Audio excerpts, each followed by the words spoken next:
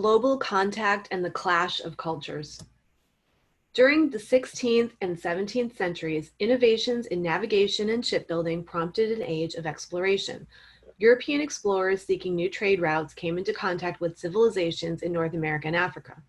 Traditional textbooks written from the Western perspective don't always tell the whole story of this global contact and exchange. When was the country we now know as the United States first settled? Most students will initially answer 1492 or 1620. There were European settlers to what is now the United States in 1620 on the Mayflower, but also in 1607 to Jamestown and in 1565 to St. Augustine right here in Florida. Columbus never landed in the US, but he did land in the Caribbean in 1492. However, the land we are on now was previously settled. Vikings landed in Canada around 1,000 years ago, and people migrated across the Siberian land bridge into Alaska and then south through North and South America over 10,000 years ago. Before the colonization of the Europeans in the 16th century, Native American nations were already well established. We are living right now on the ancestral land of the Seminole and the Miccosukee nations. Africa in the 16th century had at least 3 large established kingdoms, Mali, Songhai, and Ghana. From 1650 to 1860, approximately 10 to 15 million African people were enslaved and transported from Western Africa to the Americas. Notice that a small percentage, around 500,000 people, were taken to what is now the United States. By the mid-1800s, the population of Africans in the United States would increase to 10 million, partly through migration from the Caribbean and partly through the natural birth rate. By 1870, the British, French, Portuguese, Spanish, Turks, and Dutch had established colonies in coastal Africa. By 1905, the entire continent, with the exception of Ethiopia, Morocco, and Liberia, were under European control. If some of this information is new to you, you can blame your textbooks, which is why we don't use one in this class. Textbooks are written by one author and provide a biased description of events. According to James Loewen, the teaching of history, more than any other discipline, is dominated by textbooks. The books are boring. They exclude conflict or real suspense. They leave out anything that might reflect badly upon our national culture. Think about the story of the first Thanksgiving that you may have learned in school or read about in your history textbook. It usually goes something like this. After some exploring, the Pilgrims chose the land around Plymouth Harbor for their settlement.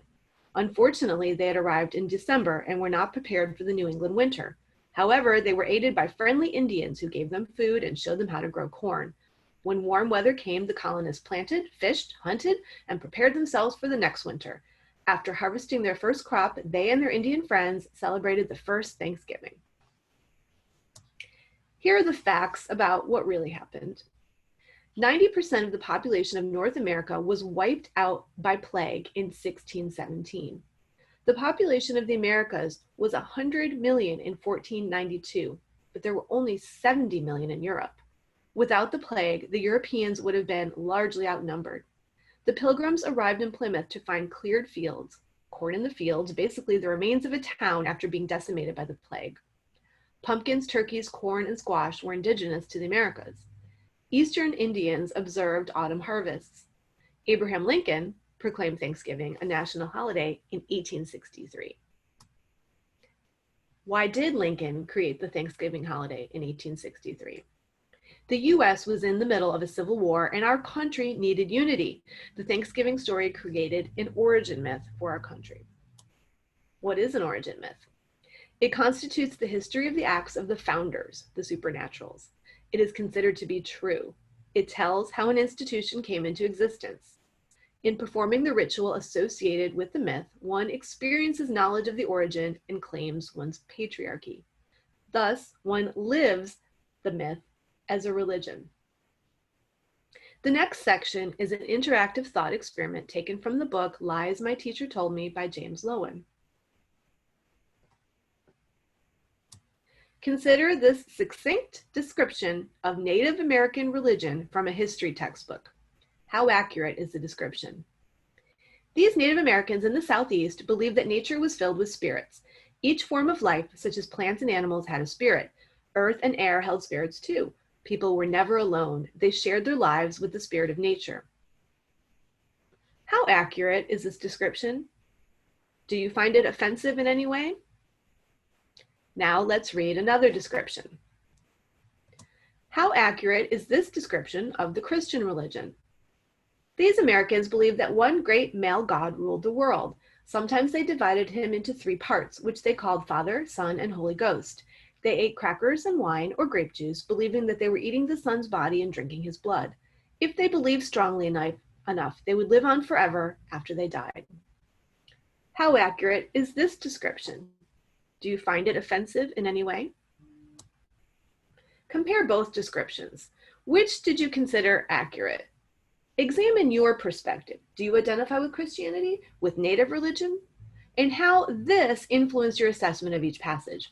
Many students will observe that both descriptions are overgeneralized.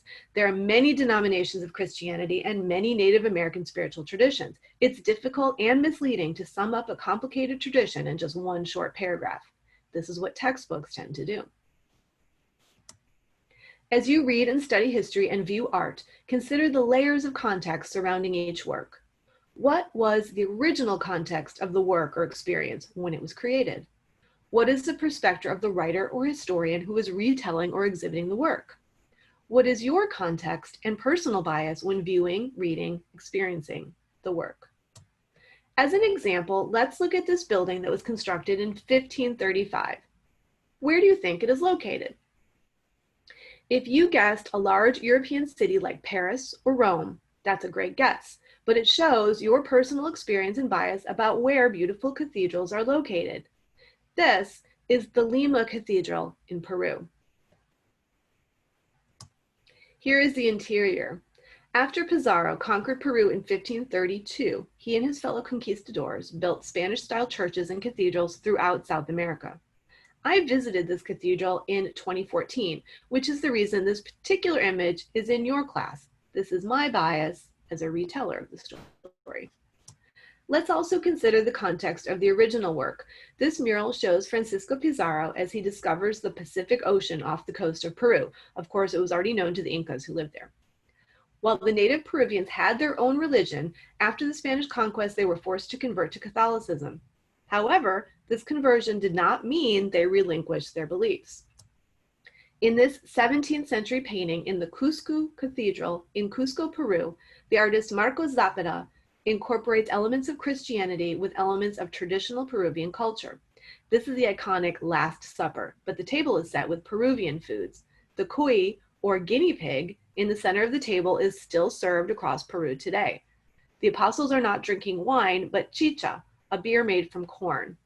This combination of cultures is called syncretism.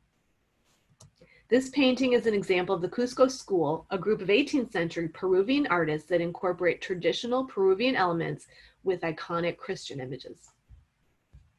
Let's test your perception and biases again. I took this photo of the Cusco Cathedral in 2014.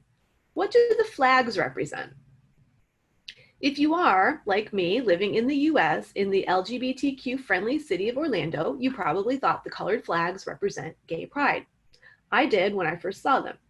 But let's consider the context and examine the flags more closely. There's an extra shade of blue in one of the rainbow stripes. This flag represents all of the indigenous people of Peru, not gay pride.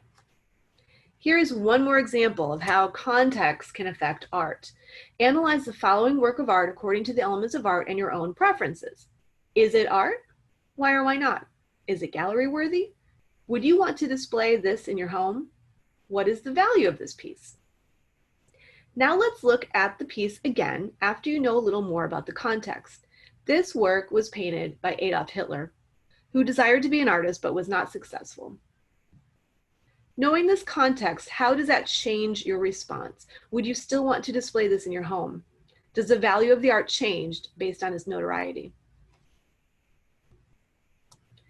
I hope this presentation challenged you to think critically and to examine your biases. The activities for this unit center around the exploration of underrepresented art, so I'm asking you to choose a non-Western humanities, arts-related topic to explore.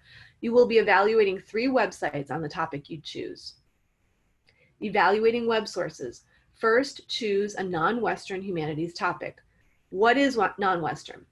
Cultures that are not part of the dominant West, like Europe and North America. This means you should choose an art-related topic from Africa, Asia, or Latin America. Narrow it down to one artist or style or work of art. African dance is too broad, but Umtayo shaking dance is a good narrow topic. Why non-Western? Our textbooks tend to focus on the dominant Western culture, leaving the rest of the world underrepresented. After you choose your topic, find 3 web sources on your topic. You don't need to use the library database for this assignment. In fact, the articles in the library database have already been evaluated for reliability. Use the ABCCs of evaluating web sources. Authority. Who is the author and what expertise do they have? Bias. Does the source lean toward a particular view and what is that view? Content. How is it organized? Does it include useful information? Consistency. Are the facts on the site consistent with the truth? Is the site accurate? Give examples. Currency. When was the site last updated?